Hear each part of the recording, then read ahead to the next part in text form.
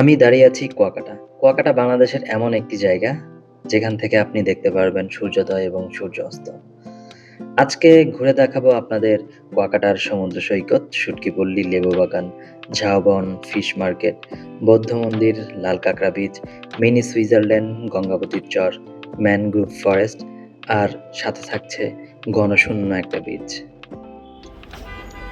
আমার আজকের যাত্রাটা শুরু করতে যাচ্ছি নর্দা বাস কাউন্টার থেকে। আমার গাড়ি ছিল রাত ১১টায়। রাস্তায় প্রচণ্ড জ্যামের কারণে আধা ঘন্টা লেটে আসে, কারণ ছিল বৃহস্পতিবার। আর আমি টিকেটটা পারচেজ করেছিলাম অনলাইন থেকে, ৳৮৫০ পড়েছিল। আপনারা চাইলে ঢাকার যেকোনো জায়গা থেকেই যেকোনো অপারেটরের মাধ্যমে কুয়াকাটা আসতে পারেন। যেমন সায়েদাবাদ, কল্যাণপুর, গাবতলী, আব্দুল্লাহপুর যেকোনো জায়গা থেকেই আসতে পারেন। আর আজকে আমাদের যাত্রাটা ঢাকা থেকে কুয়াকাটা পর্যন্ত যেতে সময় লাগবে প্রায় ৭.৫ ঘন্টার মতো। তো দেখা হবে কালকে সকালে।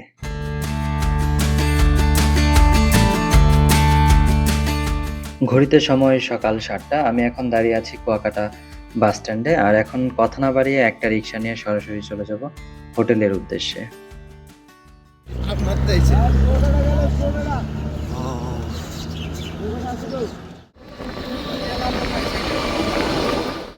এদিকে হচ্ছে একটা হোটেল, হোটেলের জন্য যাচ্ছি। তবে তুলনামূলক এদিকে ভাড়াটা একটু বেশি মনে হলো। একটা দেখলাম একটু আগে, ওটা হচ্ছে কত চাইছে, ১৫০০ না ১৫০০। তো রুম অনুযায়ী ভাড়াটা একটু বেশি। আর তাছাড়া আজকে শুক্রবার, এই কারণে হয়তো একটু বেশি। যাই হোক, আরেকটা দেখতে যাচ্ছি, এটা দেখি ভাড়া কত পড়ে, আমাদের রিকোয়ারমেন্ট অনুযায়ী মিলে কিনা দেখা যাক।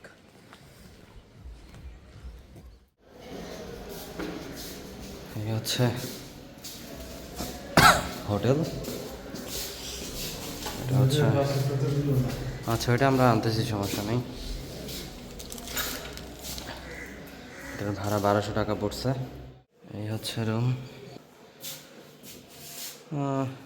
ভাড়া অনুযায়ী অনেক বেশি, কারণ কক্সবাজারে এর থেকে আরও কম টাকায় পাওয়া যায়। এই হচ্ছে ওয়াশরুম।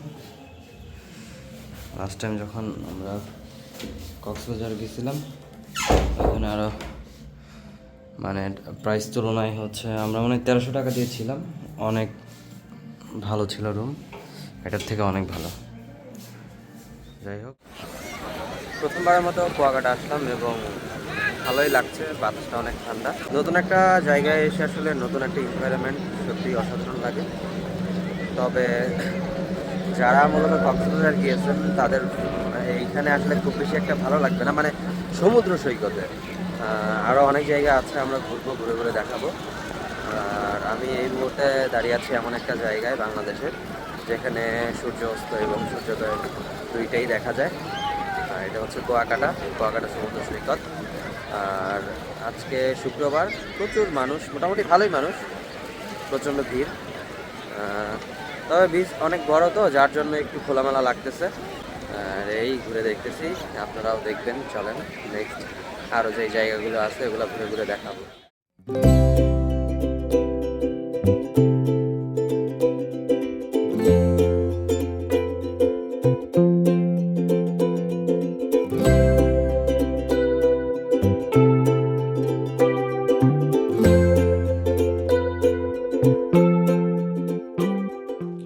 এখন আমি চলে যাব সরাসরি শুটকিপল্লীতে।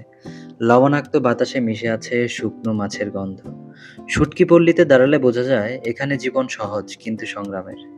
রোদে ঝুলে থাকা শুটকি আর মানুষের হাসি, দুটোই খুব সত্যি। এটা হচ্ছে শুটকিপল্লী। আর এখানে হচ্ছে জেলেরা সমুদ্র থেকে মাছ ধরে এনে এখানেই শুটকি দেয়। আমার পেছনে দেখতে পাচ্ছেন, আর সামনেই একটা বাজার আছে, একটু পরে বাজারে যাব। এখানে সব শুটকির প্রসেসিংটা চলে এবং আমার পেছনে দেখতে পাচ্ছেন প্রচুর শুটকি ওদিকে দিয়ে রাখছে শুকাই। এটা হচ্ছে শুটকির বাজার, কি আর শুটকি। এটি হলো এটা মাছ।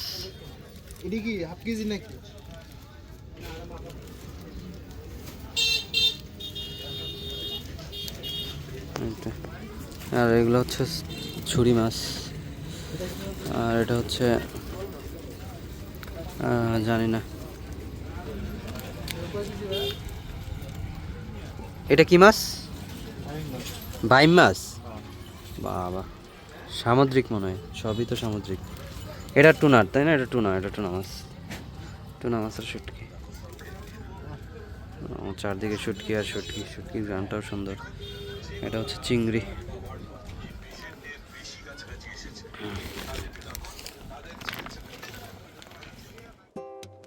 এখন আমি চলে যাব সরাসরি লেবু বাগান। সবুজের ভেতর দিয়ে হাঁটতে হাঁটতে হঠাৎ মনে হয় শহরের কোলাহল বুঝি কখনোই ছিল না। লেবু বাগানের বাতাসে এক ধরনের প্রশান্তি, যেটার শব্দে বলা যায় না। শুটকি পল্লী থেকে হচ্ছে লেবু বাগানে আসলাম।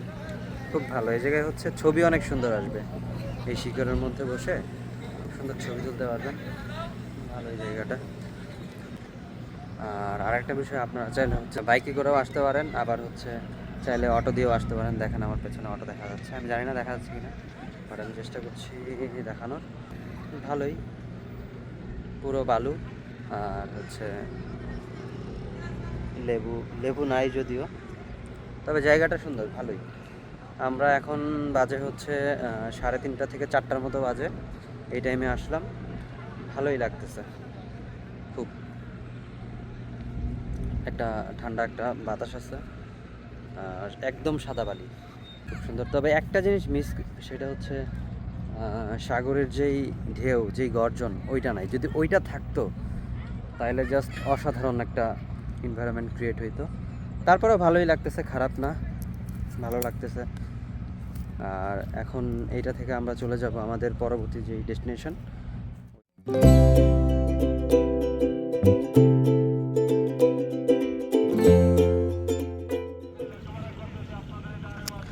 আমরা এখন ঝাউবনের সামনে। এই ঝাউবন আর কক্সবাজারের যে ঝাউবন মোটামুটি সিমিলার, ঠিক না নিশাত? এই যে লাল কাঁকড়া বিচে যাওয়ার সময় আমরা দেখলাম, এটা আর ওইটা সিমিলারই লাগতেছে। তবে এই জায়গায় সাদা বালু হওয়াতে সুন্দর লাগতেছে বেশি, ঠিক না নিশাত? ওইখানেও মনে হয় সাদা বালু, কারণ আমরা যখন গেছিলাম তখন বর্ষা ছিল, যার কারণে বোঝা যায় নাই। তবে এটাও সুন্দর।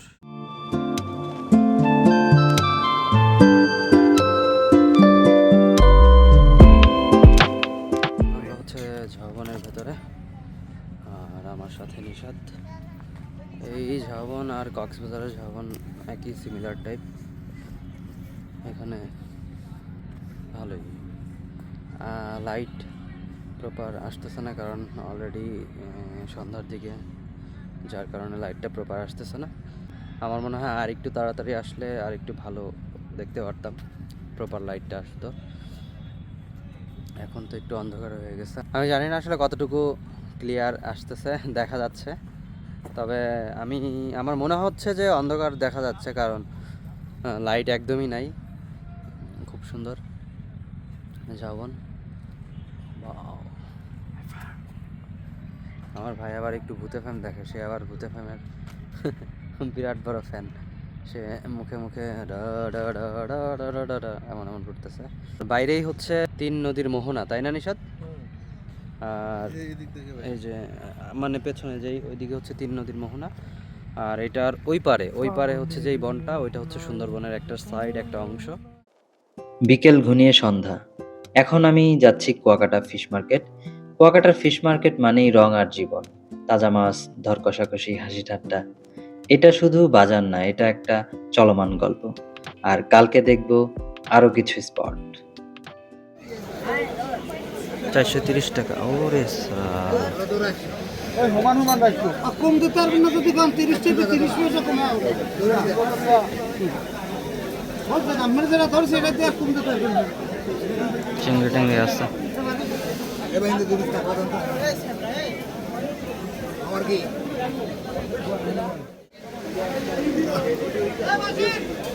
মাছ আর মাছ, হ্যাঁ। তবে ওটা অনেক ফ্রেশ মনে হইলো, প্রথমেটাই ফ্রেশ মনে হইলো। এত মানুষ কাউসার ভাই।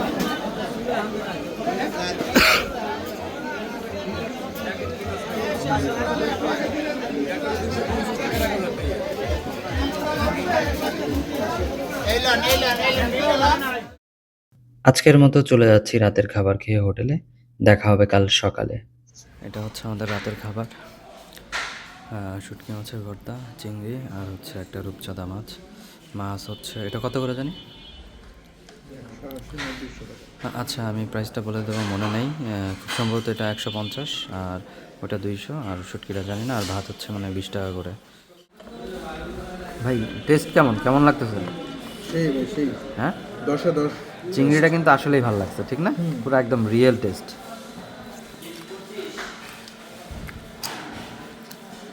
শুটকি ভর্তা কেমন লাগছে? শুটকি ভর্তা 10-এ 8। আমার কাছে ভালোই লাগলো শুটকিটা। আমরা হচ্ছে মাত্রই চেক আউট করলাম। চেক আউট করে আজকের দিন শুরু করতে যাচ্ছি। তো কালকে আমরা বাইক ভাড়া করে নিয়েছিলাম একসাথে, আর এখন ওই দিকেই যাচ্ছি। এখন হয়তো ঘড়িতে সময় বাজে 11টা। তো আজকে সারাদিন ঘুরবো বাইক নিয়ে। আজকের দিনটা শুরু করব বৌদ্ধ মন্দির দিয়ে। হঠাৎ চারপাশ শান্ত হয়ে আসে। বৌদ্ধ মন্দিরে এসে মনে হয় ভ্রমণের মাঝেও একটু থামা দরকার। রাখাইন পল্লী না? রাখাইন জাদুঘর।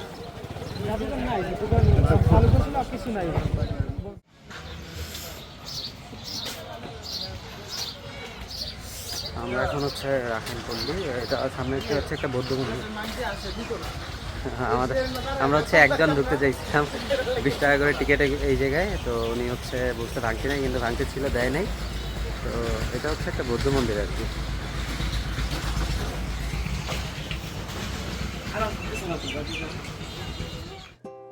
গৌতম বুদ্ধ ছিলেন বৌদ্ধ ধর্মের প্রবর্তক।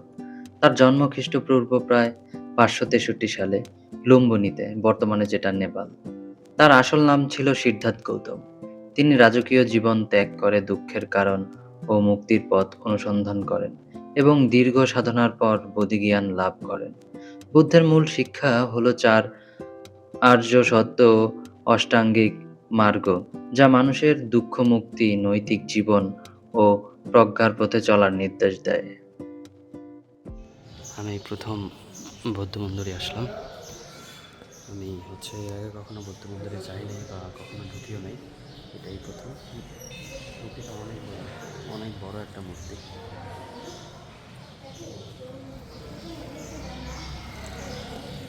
আর এদিকে হচ্ছে বুদ্ধার যে জীবন কাহিনী, সম্ভবত ওইটাই এখানে হচ্ছে পরিবেশন করা হয়েছে। এখানে খুব সুন্দর।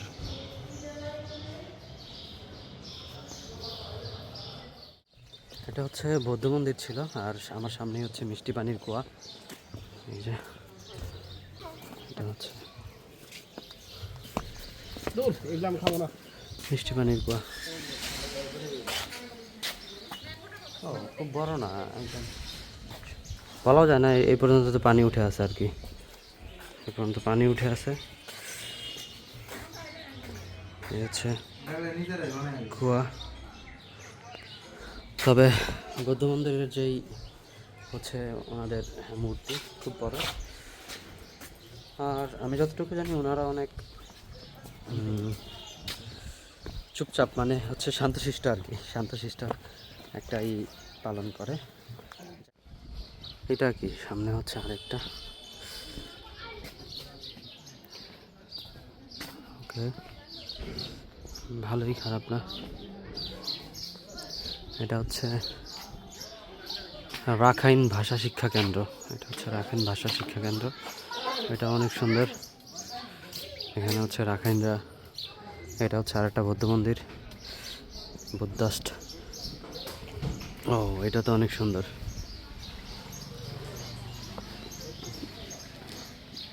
এটা হচ্ছে বৌদ্ধ মন্দির।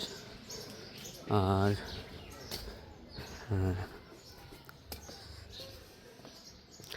এটা হচ্ছে বুদ্ধ যখন ধ্যানে বসছিল, তখন বৃষ্টি, খুব ঝড় আসছিল, আর তখন হচ্ছে একটা বড় সাপ অথবা যাই বলি, ওইটা হচ্ছে ওনাকে প্রোটেক্ট করে, ওনার মাথার উপরে ছাতা হিসেবে কাজ করে।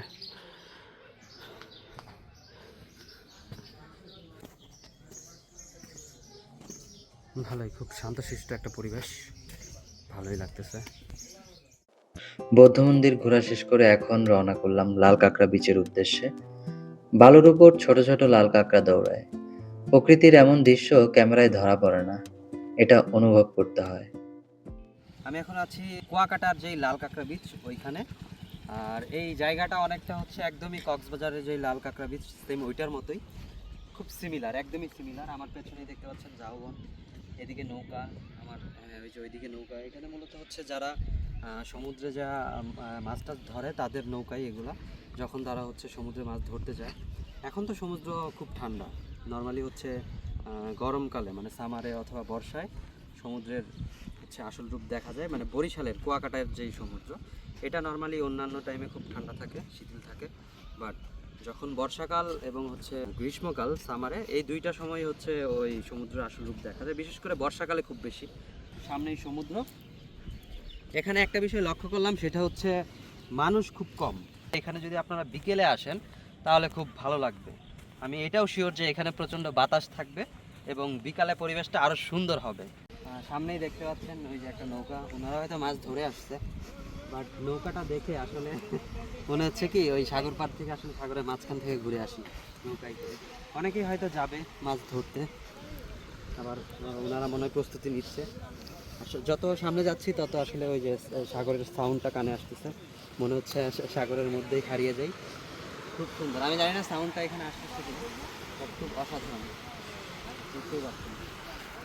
আর এইদিকে হচ্ছে যত দূর যাবে তত দূরই হচ্ছে একদম বিচ, অনেক বড়। কই মিনি সুইজারল্যান্ড। চলেন যাই মিনি সুইজারল্যান্ড দেখে আসি। এদিকে তো আর আমরা আসবো না, এদিকে ব্রেক করবো।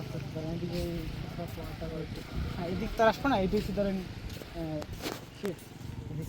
এদিকে শেষ না? হ্যাঁ, এই দিকটা আমরা ঘুরে আসবো। ওটা ইউটিউবে দেওয়া আছে ভাই, অনেক সুন্দর জায়গা। চলেন যাই ঘুরে আসি।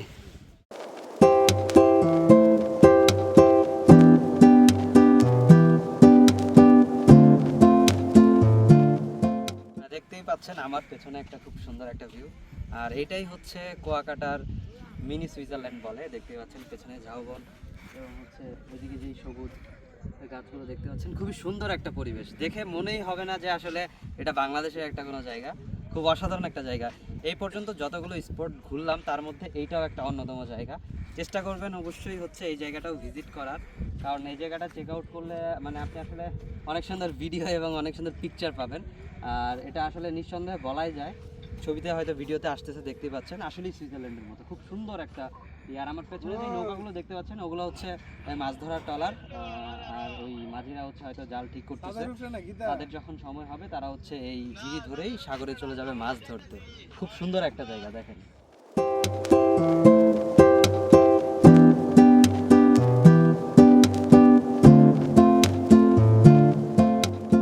এখন সরাসরি যাব গঙ্গাবতীর চর ও কাউয়ার চরে।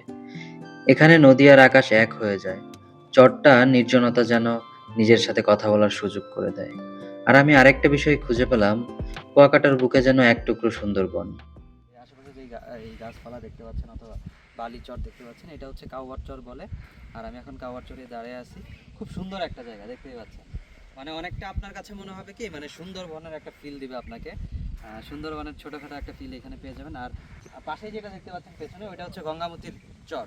আর এখানে নর্মালি হচ্ছে পারাপারের যে হয়ে সেটা হচ্ছে যে নৌকায় একমাত্র মাধ্যম। এই পাড়টাও অনেক সুন্দর, ওই পাড়টাও অনেক সুন্দর।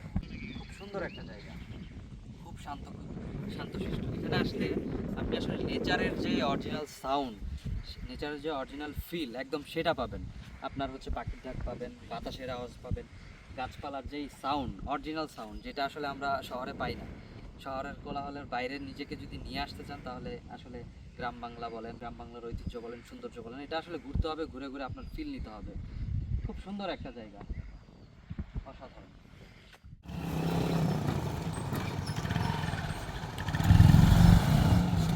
পারাপারের মাধ্যমে এটাই, আমরা এটা দিয়েই পারাপার পার হব। আমি এখন দাঁড়ায় আছি গঙ্গাবতীর চরে। একটু আগেই ছিলাম কাউয়ার চর, আর এখন গঙ্গাবতীর চর। চরটা খুব সুন্দর। আসলে প্রত্যেকটা জায়গায় আসলে কি মানে যেখানেই যাচ্ছি প্রত্যেকটাই আমার জন্য নতুন জায়গা এবং প্রত্যেকটা জায়গায় খুব সুন্দর। প্রত্যেকটা জায়গায় আসার পর এমন একটা ফিলিংস হয় যে মানে এই জায়গা থেকে না যায়, আপনারা হচ্ছে আসলে বুঝতে পারবেন আসলে। ওই পারের ভিউ হচ্ছে একরকম, আর এদিকে রাঙ্গাবতীর যে চর, এটার ভিউ অন্যরকম। দুইটার দুই ভিউ, ঠিক আছে। সব কিছু মিলিয়ে এটাও খুব সুন্দর একটা জায়গা।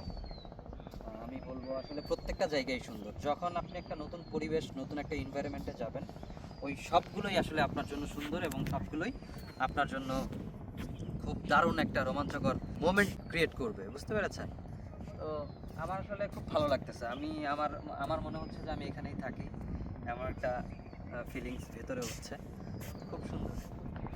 বর্ষাকালে যেটা হয়, এখন তো পানি নাই, বর্ষাকালে যেটা হয় আরও প্রচুর পানি থাকে এবং পানির কালারটা একদম নীল থাকে। বর্ষায় আসলে একদম এক রূপ, এখন আবার আরেক রূপ, ঠিক আছে। মানে সিজনাল ভিউ দেয় এখানে, আসলে সিজনাল ভিউ দেয়। যখন বর্ষা থাকে পানি একদম উঁচু পর্যন্ত থাকে, ওইদিকে পানি অনেক দূর পর্যন্ত ছড়ায়, এদিকেও মোটামুটি অনেক দূর পর্যন্ত উঁচু পর্যন্ত পানি থাকে, তখন ভিউটা আরও সুন্দর হয়। আপনারা চাইলে দুই সময়ে আসতে পারেন, এসে প্রত্যেকটা ভিউ আলাদা আলাদাভাবে এনজয় করতে পারেন। খুব সুন্দর। তো আমাদের গাড়ি দাঁড়ায় আছে এখন, আমরা মাত্র নৌকা দিয়ে পার হইলাম, আমরা 3 জন পার হয়েছি, আমাদের থেকে 50 টাকা করে রাখছি। 50 টাকা মানে 3 জনের 50 টাকা আমরা দিয়েছি। আর সামনে আমাদের গাড়ি দাঁড়ায় আছে, এখন আরেকটি স্পটে যাব। এই যাচ্ছি একটু ম্যানগ্রোভ ফরেস্টটা দেখব বলে। গাছের ভেতর দিয়ে বাইক এগিয়ে যাচ্ছে। চারপাশ শুধু সবুজ আর রহস্য। ম্যানগ্রোভ ফরেস্ট শেখায় প্রকৃতি কতটা শক্তিশালী আবার কতটা নরম। এখন আমি দাঁড়ায় আছি যে জায়গাটা, এটা হচ্ছে ম্যানগ্রোভ। দেখতে পাচ্ছেন আশেপাশে অনেক গাছ, জীবিতও আবার মারাও গেছে অনেকে। এটা মূলত হচ্ছে যখন জোয়ার আসে তখন এই ঘটনাগুলো ঘটে, যখন আসলে বন্যা টাইপ হয়ে যায় তখন এই গাছগুলো মরে। তবে একটা জিনিস খুব অদ্ভুত, দেখেন মানে গাছগুলো কিন্তু মরে গেছে, কিন্তু তারপরেও তারা তাদের নিজ নিজ জায়গা থেকে খুব সুন্দরভাবে দাঁড়িয়ে আছে এবং খুব সুন্দর একটা ভিউ কিন্তু আমাদের প্রেজেন্ট করতেছে। আসলে যখন আমরা কাউকে একটা কিছু দিতে চাইবো অথবা দিতে মন থেকে চাইবো কাউকে আমরা কিছু একটা দিব, তখন সেটা আপনি আপনার জায়গা থেকে আপনি যেই অবস্থাতেই থাকেন না কেন, আমরা কিন্তু আসলে ওটা দিতে পারি অথবা দিতে সক্ষম হই। কিন্তু যখন আসলে আপনি চাইবেন আপনার জায়গা থেকে না আমি দিব না, তখন আপনার আসলে সামর্থ্য থাকলেও সেটা আসলে আমরা কিন্তু দেই না অথবা আমরা আসলে প্রোভাইড করি না। এইটা থেকে আমরা আসলে একটা জিনিস শিখতে পারি যে কখনো কাউকে যদি আমরা আসলে নিজের মন থেকে কিছু দিতে চাই, সেটা অবশ্যই সম্ভব নিজের জায়গা থেকে। কারণ এটা হচ্ছে কিন্তু একটা বাস্তব উদাহরণ। কারণ দেখেন গাছগুলো কিন্তু একটাও জীবিত না, তারপরেও কত সুন্দর একটা ভিউ আমাদেরকে প্রেজেন্ট করতেছে, আমরা দেখতেছি, আমরা বিষয়টা উপভোগ করতেছি, এনজয় করতেছি। আচ্ছা, আসলে জীবনে কখন কোন জায়গা থেকে আসলে কি শিক্ষা নেবেন এটা আসলে বলা মুশকিল। তবে একটা জিনিস সত্য, আপনি যদি জানতে চান অথবা শিখতে চান, তাহলে অনেক কিছু থেকেই আসলে আপনি আপনার জীবনে শিক্ষা নিতে পারেন, জানতে পারেন। খুব সুন্দর একটা ভিউ। অবশ্যই এই মেন গ্রুপে আসবেন, এসে জায়গাটা দেখবেন। প্রত্যেকটা জায়গায় আসলে আমার ভালো লাগতেছে। আসলে কোনটা রেখে কোনটা আসলে মানে বেশি বলবো, আসলে বলার অপশন নাই, কারণ প্রত্যেকটা জায়গায় আমার জন্য নতুন এবং প্রত্যেকটা জায়গায় খুব সুন্দর, একটা থেকে আরেকটা সুন্দর। মানে কখনো আসলে কম্পেয়ার করা সম্ভব না যে এইটা বেশি সুন্দর ওইটা বেশি সুন্দর, এটা আসলে কম্পেয়ার করা সম্ভবই না, কারণ প্রত্যেকটা জায়গায় 10 out of 10 খুব সুন্দর একটা জায়গা, পাশেই সমুদ্র।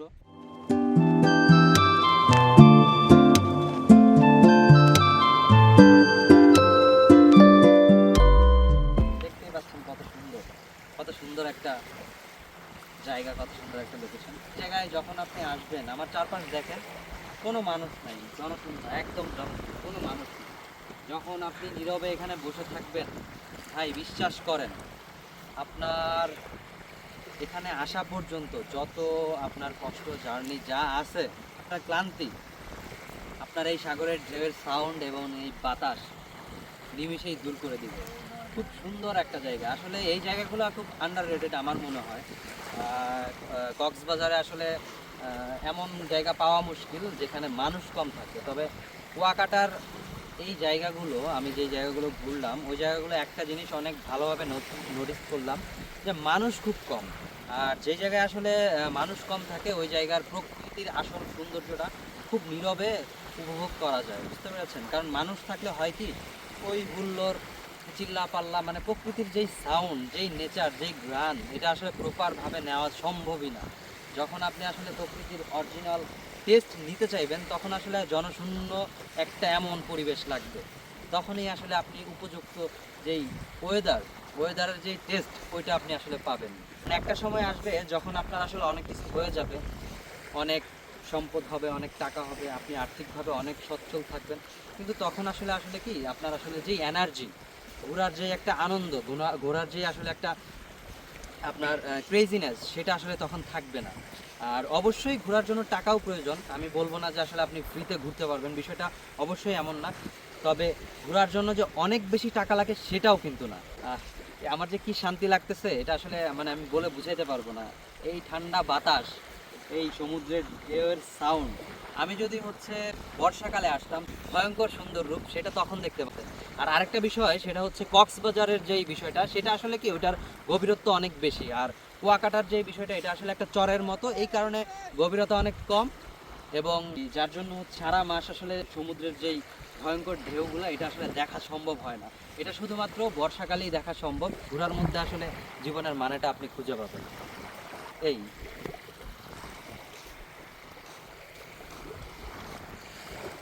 আমরা ঘুরে ফিরে আবারও হচ্ছে আগের জায়গায় চলে এসেছি, যেখান থেকে আমাদের ট্যুরটা স্টার্ট করেছিলাম। আমার পেছনে দেখতে পাচ্ছেন এই কুয়াকাটা বিচ।